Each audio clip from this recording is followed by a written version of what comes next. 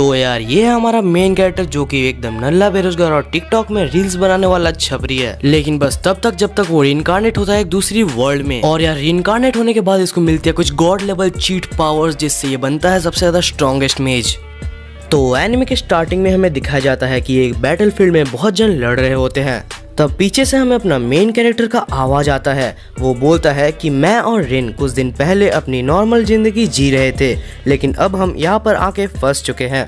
और तभी वहाँ पर पीछे एक जन एक गॉड लेवल मैजिक करता है। अब हमें रीइंकार्नेट होने से पहले का सीन दिखाया जाता है, जहाँ पर अपना मेन कैरेक्टर जिसका नाम था ताइची, वो अपनी लड़की मतलब स्कूल की लड़की के साथ जा रहा था। बेसिकली ये लोग बिल्कुल फ्रेंड्स थे, लेकिन बाबू सोना वाली बातें चल रही थी। और तभी हमें ताइची के कान के पास एक मैजिकल लीफ दिखाया जाता है, जिससे हमें एक मिस्टीरियस सी आवाज आ रही थी, लेकिन ताइची को समझ नहीं आता कि आखिर यह आवाज चीज क्या है। इसके बाद अचानक से एक मैजिक सर्कल हमारे ताइची के पैर के नीचे अपीयर हो जाता है। ये देखकर ताइची रिन को जल्दी से धक्का दे देता है ताकि वो सर्कल में समन ना हो सके।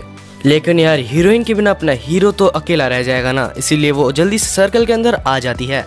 अगले सीन में हम देखते हैं कि दोनों ही एक मिस्टीरियस सी जगह पर आ जाते हैं, जो कि वो कभी भी पहले नहीं देखे थे। उनको लग रहा था कि ये पहले से ही हमारी अर्थ है।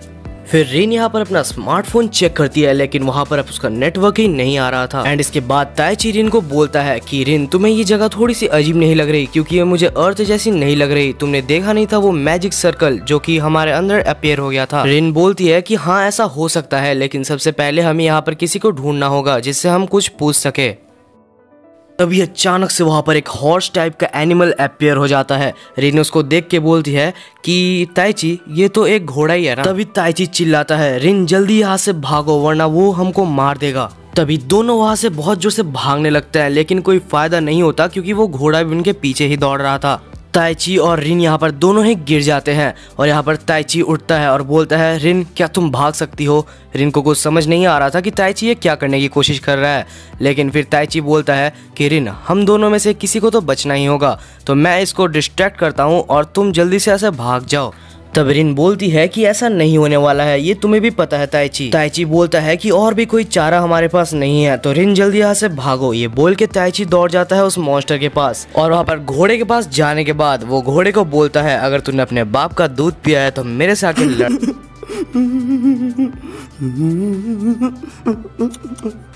और जैसे वहाँ पर वो घोड़ा उसको मारने वाला था, तभी वहाँ पर एक एडवेंचरर आ जाता है और तभी हमें पता चलता है कि वहाँ पर एक एडवेंचर नहीं और भी एडवेंचरर है। वहाँ से एक और एडवेंचरर एक एरो शूट करता है और वो हमें बताता है कि ऑब्सिडियन हॉर्स एक बहुत ही हार्ड हॉर्स होता है, लेकिन मिथ्रिल का एरो उसको मार सकता है। अबे नल्ले ताइची इनकार्नेट होने के बाद वो तेरी बंदी चुरा ले रहा, अच्छे से देख जाके। और तब आखिर में वहाँ पर एक मैजिशियन एडवेंचरर लास्ट में उस हॉर्स को खत्म कर देती है। इतना कुछ हो जाने के बाद ताइची को भी समझ आ जाता है कि वो लोग रिइंकार्नेट हो चुके हैं एक ऐसी वर्ल्ड में जो कि कोई गेम वर्ल्ड नहीं है। ये कोई ऐसी वर्ल्ड है जहाँ पर मिथ्रिल एरोस भी एग्जिस्ट करती है और यहाँ पर बहुत खतरनाक मॉन्स्टर्स भी होते हैं। और यहाँ पर रिन और ताइची एक दूसरे को देखते हैं और ताइची सोचता है कि हमें कुछ ना कुछ करके यहाँ से निकलना होगा और कोई अच्छी सी जगह ढूंढनी होगी, इस वर्ल्ड में सरवाइव करना ही होगा। इसके बाद के सीन में हमें दिखाया जाता है कि सब लोग एक जगह पर रात को बैठे होते हैं और ये एरो वाला बंदा जिसका नाम रेक्वेल्टा होता है। तो मैं एक चीज बोल रहा हूँ, तुम्हारे कपड़े भी इधर के नहीं है और तुम्हें ये ऑब्सिडियन हॉर्स के बारे में भी नहीं पता था, तो तुम लोग यहाँ के तो नहीं हो। ओ भाई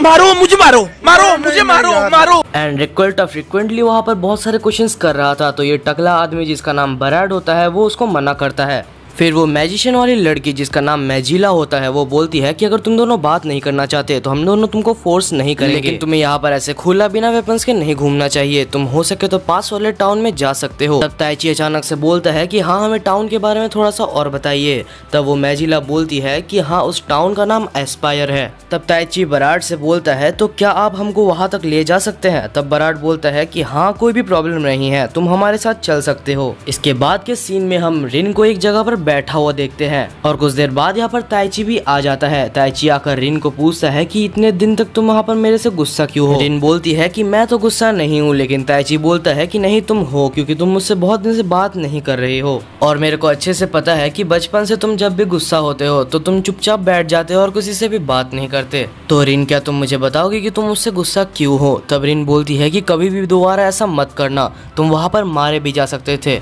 अगर तुम मारे जाते तो मैं अकेले इस दुनिया में क्या करता। और भाई लोग मुझे पता है कि आपकी भी जल रही है क्योंकि मेरी भी जल रही है। फिर ताइची बोलता है अच्छा तो तुम इस बात को लेके गुस्सा हो। तब रिन बोलती है कि तुम एक लड़के हो, इसका मतलब ये नहीं कि तुम हमेशा लड़कियों को बचाओगे।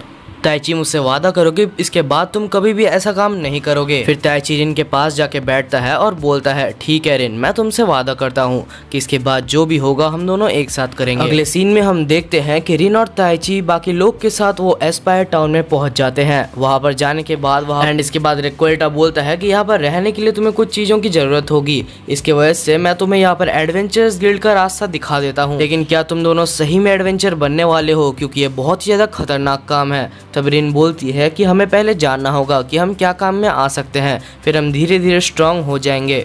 तब हम देखते हैं कि वो लोग वहाँ पर उनको कुछ पैसे देते हैं और बोलते हैं कि ये पैसे का इस्तेमाल करना और अपने लिए कुछ इक्विपमेंट्स खरीद लेना ताकि तुम लड़ सको। इसके बाद दोनों ही एडवेंचर गिल्ड के अंदर चले जाते हैं। हम देखते हैं कि वो लोग चौंक जाते हैं जब उनको मैनुअल पढ़ने के लिए दिया जाता है और वो लोग उस वर्ल्ड की लैंग्वेज को पढ़ पाते हैं। तब हम देखते हैं कि वहाँ की रिसेप्शनिस्ट वहाँ पर एक मैजिकल बॉल को लाती है और बोलती है कि हमें आपका एप्टीट्यूड टेस्ट करना है, तो क्या आप प्लीज इसके ऊपर अपना हाथ रख सकते हैं ताकि हम आपके मैजिकल लेवल को मेजर कर पाएं। इसके बाद रिन वो मैजिकल सर्कल के ऊपर हाथ रखती है और हम देखते हैं कि वहाँ पर कुछ भी पहले नहीं होता। तब रिन बोलती है कि मुझे पता था कुछ भी नहीं होने वाला, लेकिन तभी अचानक से वहाँ पर 4 लाइट जलने लगते हैं और उसको देखकर रिसेप्शनिस्ट चौंक जाती है और पूछती है कि आप लोग कौन हैं।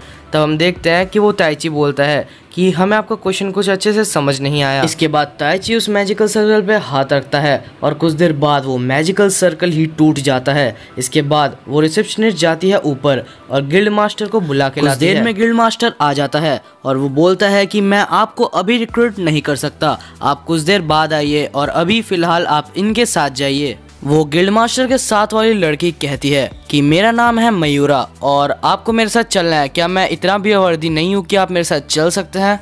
अगले सीन में हमें दिखाया जाता है कि वो सब एक घर में आए होते हैं और जैसे ही घर का दरवाजा खुलता है तो रिन यहाँ पर ताइची के आंखों को ढकने लगती है, क्योंकि घर से जो बाहर निकली थी वो बहुत ही छोटे कपड़े पहनी हुई थी। और उसके बाद यहाँ पर मयूरा उसको कहती है कि तुम कभी भी अच्छे कपड़े पहन के नहीं रह सकते क्या।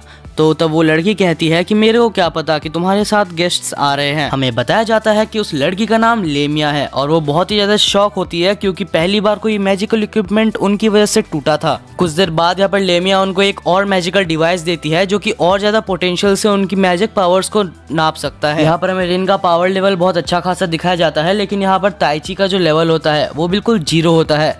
कुछ देर बाद लेमिया बोलती है कि आज से तुम दोनों मेरे स्टूडेंट्स हो। अगले सीन में हमें उनको दिखाया जाता है जिन्होंने रिन और ताइची को यहाँ पर समन किया होता है। एक जन बोलता है कि हमारे लीडर को आपसे बहुत ज़्यादा उम्मीदें हैं, तो आपको उन दोनों को कहीं भी ढूंढना ही होगा कि वो इस वर्ल्ड में कहाँ पर है। और उस आदमी के हाथ पे हमें वही लीफ दिखाया जाता है जो कि समन होने से पहले ताइची के अराउंड घूम रहा था। अब दूसरी साइड हमारी लेमिया ताइची को देखकर सोच रही थी शायद ये बच्चा नल्ला ही पैदा हुआ है, और दूसरी साइड यहाँ पर रिन उसकी मैजिक कैपेसिटी हमें 1,20,000 दिखाया जाता है। लेकिन यहाँ पर लेमिया ताइची का काट रही थी। एक्चुअली उसका मैजिक कैपेसिटी 1,20,000 है और मैजिकल स्ट्रेंथ 40,000 है, और रिन की मैजिक कैपेसिटी होती है 37,000 जहाँ पर उसकी मैजिकल स्ट्रेंथ होती है 5,000। इसके बाद मयूरा कहती है कि लेमिया यहाँ की सबसे टॉप मेज और उसकी भी मैजिक कैपेसिटी 43,000 है और मैजिकल स्ट्रेंथ 6,000। मुझे बोलना पड़ेगा कि तुम दोनों ही बहुत ज्यादा स्ट्रांग हो। दोनों ही कहते हैं कि अगर तुमने मैजिक पावर को कंट्रोल करना नहीं सीखा तो ये तुम्हें भी खत्म कर सकते हैं, इसीलिए लेमिया आज से तुम दोनों को ही ट्रेनिंग देगी और मैं अभी से दोनों को RIP बोलने वाला हूँ। फिर लेमिया कहती है तुम्हारे पावर से तुम पूरे सिटी को भी तबाह कर सकते हो, और उसके बाद कुछ ऐसा सा सीन हो जाता है और रिन की जल जाती है। भाई ऐसी रिलेशन जो कि रिलेशन भी ना हो और इतनी जलन, इसको हम क्या बोल सकते हैं, कमेंट में जरूर बताना। अगले सीन में सब सुबह बैठे होते हैं और इसके बाद मयूरा बोलती है कि एक्चुअली मैजिक कैपेसिटी क्या होती है। हमारे पास एक स्पिरिट होती है जिससे हमें मैजिकल स्ट्रेंथ मिलती है। अब तो ताइची बोलता है कि स्पिरिट्स ये कहाँ से आ गई, अब तो ये पक्का एक फैंटेसी वर्ल्ड है। इसके बाद लेमिया और मयूरा बोलती है कि यहाँ पर 4 टाइप के स्पिरिट्स पाए जाते हैं, फायर, वाटर, विंड और अर्थ, और यहाँ पर स्पेशली स्पिरिट्स ही चूज करते हैं कि हम इनमें से कौन से को यूज कर सकते हैं। इसके बाद लेमिया बोलती है नॉर्मली जितने भी मैजिशियन होते हैं सब सिंगल मैजिशियन होते हैं क्योंकि वो बस एक ही स्पिरिट को यूज कर सकते हैं, लेकिन बहुत ही रेयर केस में जैसे कि मयूरा वो एक ड्यूअल स्पिरिट यूजर है और मैं एक ट्रिपल मैजिक यूजर हूँ, लेकिन रिन तुम एक 4 मैजिक यूजर हो, मतलब तुम चारों को यूज कर सकती हो और ये बहुत ज्यादा रेयर है, तुम जितना सोच नहीं सकती उससे भी ज्यादा रेयर। ये सुनकर ताइची बोलता है कि मेरे को भी बताओ मैं क्या क्या यूज कर सकता हूँ। तब लेमिया बोलती है कि ये तो मेरे को भी नहीं पता क्योंकि तुम एक मेज नहीं हो, तुम एक सॉर्सरर हो। सॉर्सरी में स्पिरिट के साथ सॉर्सरर्स ऐसा बॉन्ड बना लेते हैं जिसमें स्पिरिट्स उनकी सारी कमांड को पूरा करते हैं और इन कंपैरिजन टू मेज एक सॉर्सरर बहुत ज्यादा पावरफुल होता है। इसीलिए मैंने बोला कि तुम एक नेशन को भी डिस्ट्रॉय कर सकते हो। वैसे सारे सॉर्सरर सॉर्सरी का यूज करते हैं लेकिन बहुत सारे सॉर्सरर स्पिरिट्स का यूज नहीं करते। अब अगले सीन में यहाँ पर ताइची और लेमिया दोनों ही ट्रेनिंग कर रहे थे। लेमिया ताइची को अपने मैजिक को एक साथ एक जगह पर इकट्ठा करना सिखा रही थी, लेकिन फिलहाल अपना मेन कैरेक्टर कुछ भी नहीं कर सकता। वो अपने हाथ में अपने मैजिक को भी इकट्ठा नहीं कर पा रहा था। फिर लेमिया बोलती है तुम्हारे पास जितना भी मैजिकल स्ट्रेंथ हो, अगर तुम उसको एक साथ मैटेरियलाइज नहीं कर सकते तो उसका कोई मतलब नहीं बनता। तब अचानक से ताइची के कान के सामने आवाज आता है, गुड लक। ताइची बोलता है लेमिया क्या तुमने मुझे कुछ बोला? तब लेमिया बोलती है कि नहीं मैंने तुम्हें कुछ भी नहीं बोला, अब चुपचाप से अपनी ट्रेनिंग करो।